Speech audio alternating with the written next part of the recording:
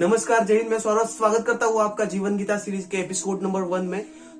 आज से शुरू करने जा रहे हैं हम जीवन गीता सीरीज का एपिसोड नंबर 1। आज होगा पहले अध्याय का पहला श्लोक एक्सप्लेन भगवत गीता के। तो पहला अध्याय है धृतराष्ट्रवाच धर्म क्षेत्रे कुरुक्षेत्रे समवेतायुयुत्सव मामका पांडवाश्चैव किमु कुर्वत संजय। देखो, श्लोक एक्सप्लेन करने का स्टार्ट होने से पहले मैं आपको ये कहना चाहूंगा और आपको भी ये जानना बहुत इंपॉर्टेंट है कि ये श्लोक कहा किसने है और किसको कहा है। ठीक है, ये श्लोक कहा है धृतराष्ट्र ने संजय को। ओके, धृतराष्ट्र अंधे है और वो धर्म क्षेत्र का युद्ध नहीं देख सकते, तो वो संजय को पूछ रहे हैं क्योंकि संजय को दिव्य दृष्टि प्राप्त है। वो दिव्य दृष्टि से कुरुक्षेत्र का युद्ध देख सकता है। तो धृतराष्ट्र संजय से पूछ रहे हैं कि संजय तुम मुझे बताओ, क्या बताओ, धर्मभूमि कुरुक्षेत्र में युद्ध के लिए जो उपस्थित है योद्धा मेरे और पांडु के पुत्र मामका पांडवाश्चैव, मेरे और पांडु के पुत्र क्या कर रहे हैं बताओ। देखो, इससे हो क्या रहा है, धृतराष्ट्र एनालिसिस निकालना चाहता है कि किसका पगड़ा भारी है, कौन जीत रहा है। युद्ध शुरू होने से पहले ही वो पूरा स्थिति जानना चाहता है कि हो क्या रहा है, एनालिसिस जानना चाहता है पूरा। देखो, बिजनेस में भी हमें ऐसे ही करना चाहिए। अगर हम कुछ करने निकले हैं, कुछ नया करने निकले हैं, तो हमें उसका पूरा एनालिसिस मालूम होना चाहिए, हमें उसका पूरा बैकग्राउंड मालूम होना चाहिए, जो प्रेजेंट सिचुएशन है वो मालूम होनी चाहिए कि चल क्या रहा है, मार्केट में क्या चल रहा है। अगर मैं ये बिजनेस कर रहा हूँ तो उस बिजनेस का जो पूरा का पूरा एनालिसिस है वो आपके पास होना चाहिए, है ना।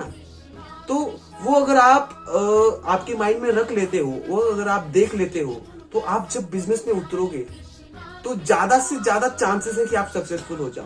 आपकी सक्सेसफुल होने की प्रोबेबिलिटी है वो बढ़ जाती है, आपके सक्सेसफुल होने का जो चांसेस है वो बढ़ जाते हैं। तो इसलिए सिचुएशन को एनालिसिस करना बहुत ही ज्यादा इंपॉर्टेंट है। देखो, रिलेशनशिप में भी अगर हम बात करें तो सामने वाले को पूरी तरीके से पहचानना बहुत इंपॉर्टेंट है, जानना बहुत इंपॉर्टेंट है।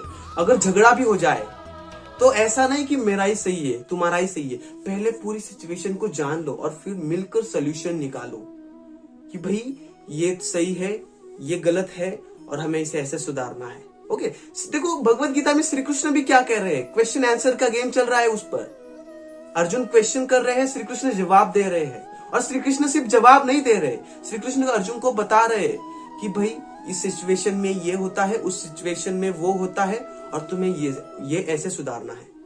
पूरा का पूरा एनालिसिस अर्जुन को बता रहे हैं।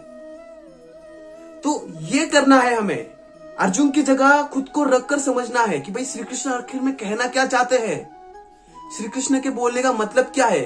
वो आपको आगे गीता में जाके पता चलेगा कि श्री कृष्ण कहना क्या चाहते हैं। बट उससे पहले आपको ये माइंडसेट रखना है कि मैं अर्जुन को खुद की जगह रखूं और श्री कृष्ण का सुनूं और उसको अपनी प्रॉब्लम से रिलेट करूं।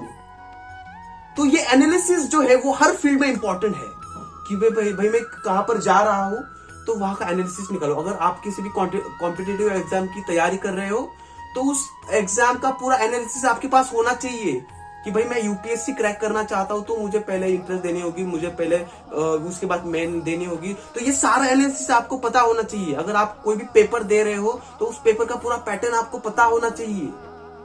उससे क्या होता है, उससे आपके चांसेस बढ़ जाते हैं, उसकी आपकी प्रोबेबिलिटी बढ़ जाती है सक्सेसफुल होने की।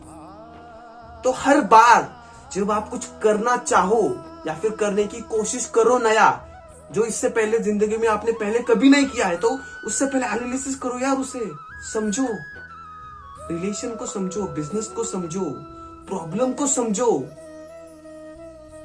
अगर वो प्रॉब्लम है ही नहीं तो उससे लड़ने की जरूरत नहीं है, ये समझो।